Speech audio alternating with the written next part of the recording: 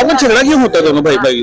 मतलब फन के लिए जेल में झगड़ा नहीं होता, फन नहीं होता सारा, मजाक में करते हैं, मजाक में होता है। मजाक में फिर वो वाला जैसे बैगन को भरते के अंदर रखते हैं वैसे उसको मैं सीटी के अंदर तो आप रोते क्यों हो फिर? उसके ऊपर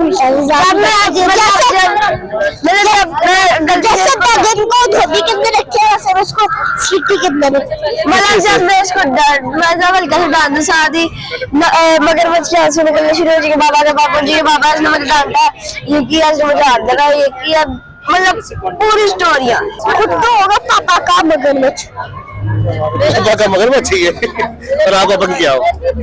पापा की शेरनी मम्मा पापा का मगरमच्छ माँ का मगरमच्छ माँ का पापा का ये क्या